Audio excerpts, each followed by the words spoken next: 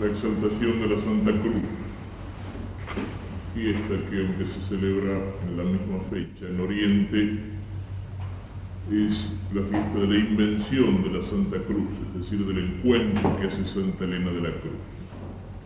En cambio, en Occidente ha venido a predominar el rescate de la cruz, que tiene lugar en el año 614, cuando el rey Corroes de los persas había invadido Jerusalén y entre los trofeos había llevado la caja que guardaba las reliquias de la verdadera cruz. 15 años después, el emperador Heraclio, combatiendo a los persas, consigue derrotarlos y rescatar las reliquias de la cruz. Y entonces, en este día, quiere llevar la cruz entrando triunfante en Jerusalén.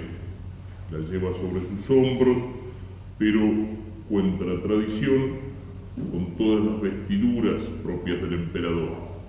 Y al llegar a la ciudad se encuentra con que no puede moverse, cargando la cruz. Y entonces el patriarca de Jerusalén, Zacarías, le dice que no puede llevar la cruz con la corona real y con todas las vestiduras de lujo donde Cristo entró cargando la cruz en toda su pobreza, en toda su miseria de la pasión. Entonces el emperador comprende, se despoja de la corona, del manto de púrpura y descalzo, simplemente vestido, entra llevando la cruz en los hombros.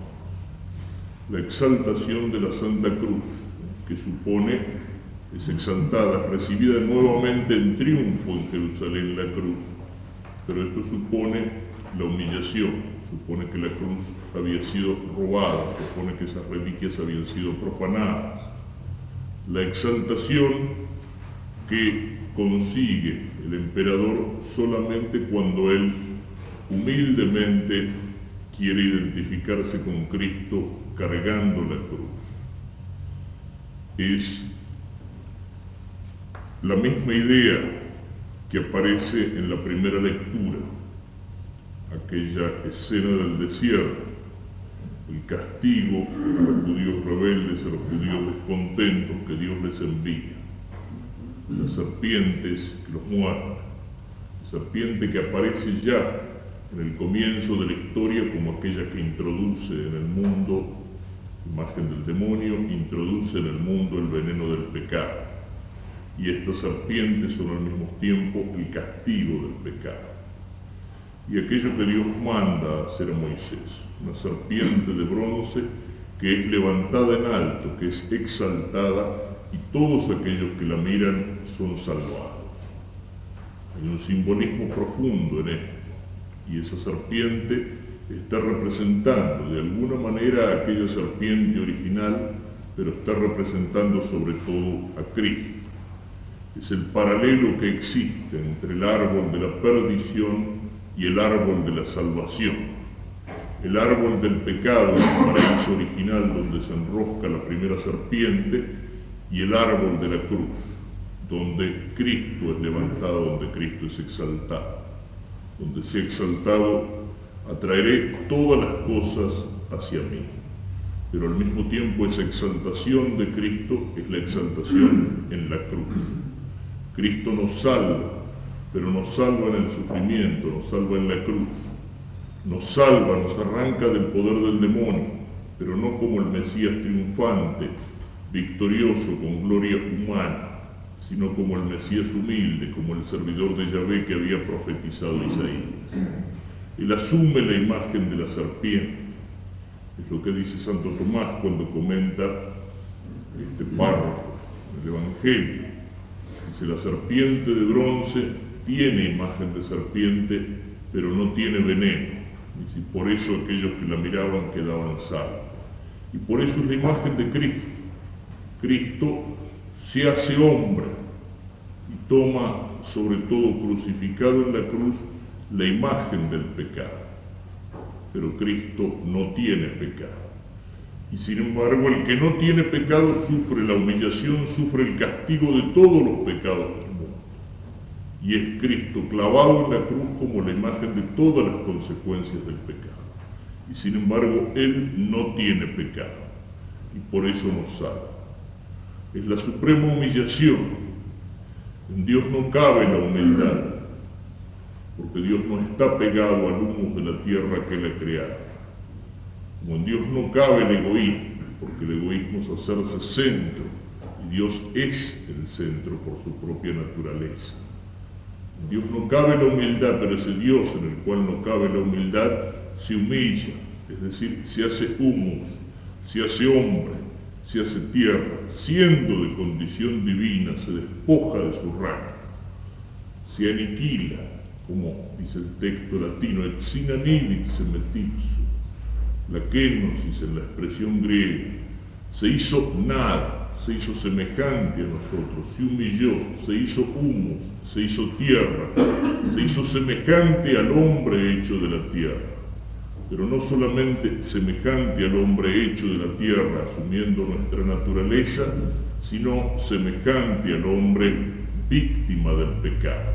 Cristo como la serpiente levantada, imagen de pecado porque no tiene pecado, y salva a todos aquellos que lo miran, a todos aquellos que miran hacia Él. Y Cristo por la humillación llega a la gloria, porque se humilló a sí mismo, hecho obediente hasta la muerte, muerte de cruz. Por eso Dios lo levantó sobre todo y le dio el nombre sobre todo nombre.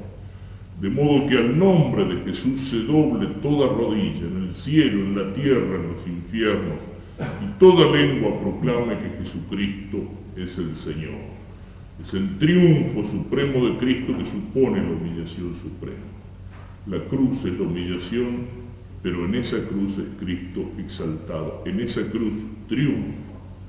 Es lo que aparece también en el espíritu de la Virgen Santísima, en el Magnífica, aquella que primero recibe la redención de Cristo, aquella madre de dolores que va a estar junto a la cruz, al pie de la cruz. El Magnificat es la humillación y la exaltación, y la Virgen es exaltada porque se humilla. Miró la pequeñez de su esclavo, miró la nada de su esclavo, y por eso me llamarán bienaventurada todas las generaciones, porque el Señor ha hecho en mí grandes cosas. Es la humildad, miró la pequeñez de su esclavo, sentirse nada delante de Dios, e incluso reconocer que lo que nosotros hacemos, o que lo que nosotros tenemos, todos los dones, todas las cualidades del cuerpo, del alma o del espíritu son don de Dios. La Virgen tiene conciencia de la gloria, del culto, de la veneración que le van a dar todas las generaciones. Me llamarán bienaventurada todas las generaciones, pero ¿por qué? Porque Él ha hecho grandes cosas en mí. Es Dios el que ha hecho grandes cosas en mí. Este es el significado, digamos, de esa exaltación de la cruz. La humillación que lleva a la salvación. Es Cristo que salva, pero que salva desde la humillación de la cruz. Y esto tiene que hacerse presente en nuestras vidas. Y es uno de los sentidos que tiene que tener la presencia de la cruz en el centro de nuestra vida. Nosotros que estamos llamados a participar de la misión de Cristo, tenemos que saber que no solo nuestra salvación, sino el apostolado por el cual contribuimos a la salvación de los demás, no pasa por otro camino que el camino de la cruz. No pasa el apostolado por el camino de los aplausos humanos, no pasa el apostolado por el camino de los éxitos humanos, no pasa el apostolado por el escalar en los cargos eclesiásticos, en el apostolado más ventajoso, en la parroquia mejor, en aquello que rinde más, en aquello que lleva al aplauso o la figuración de los hombres. Si eso es lo que buscamos, nuestro apostolado está fundado sobre una base falsa. Cristo se humilló a sí mismo, se hizo nada para salvarnos. Y nosotros no necesitamos humillarnos, porque nosotros somos humus. Nosotros tenemos que tener como primera actitud de nuestra vida cristiana y de nuestra vida sacerdotal el reconocer que somos humus, que somos nada, que delante de Dios somos absolutamente nada, y que si algo tenemos como cualidades humanas o como gracias sobrenaturales, es gracia, es don de Dios, don absolutamente indebido. Y solo de esa actitud de humildad, solo de esa actitud de humillación, puede nacer la confianza, puede nacer la esperanza, que es el empuje que lleva a las grandes empresas. Eso es lo que significan también las palabras del Evangelio.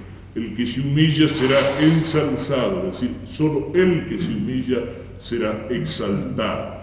Pero no porque yo soy un gran tipo, un gran apóstol, sino porque él miró la humildad de su esclavo y porque él hizo en mí cosas grandes. Lo contrario, el no reconocer que somos nada y el no reconocer nuestra condición de pecadores y nuestra condición de criaturas, es querer esquivar la cruz, es querer mirar el apostolado como una carrera humana, como una ventaja humana, como un prestigio humano, como una comodidad humana, como una forma de vida, como un modus vivendi. Es el preocuparnos en nuestro apostolado, en nuestro sacerdocio, por la alabanza de la gente, por la aprobación de la gente, porque los demás nos quieran, porque los demás nos elogien, porque los demás nos rodeen. Es el preocuparnos por la escala del ascenso, por el puestito, por la situación cómoda, por todo eso. Y entonces eso es querer subir, pero subir no levantado en la cruz, sino querer subir trepando por la escalera de las ambiciones humanas. Y para el que piensa así, para él también se han dicho las palabras del Señor. El que se exalta, es decir, el que quiere exaltarse a sí mismo, llegar a la gloria sin pasar por la cruz, esquivando la cruz, evitando la cruz, ese será humillado. Es decir, ese será bajado hasta lo profundo del fracaso total, del fracaso definitivo. También en la exaltación de la cruz podemos ver que el camino de la gloria es un camino que pasa necesariamente por la cruz, que la única exaltación que vale es la de aquel que mira hacia Cristo crucificado y que con Cristo se humilla y se deja levantar en la cruz para poder ser con Cristo glorificado.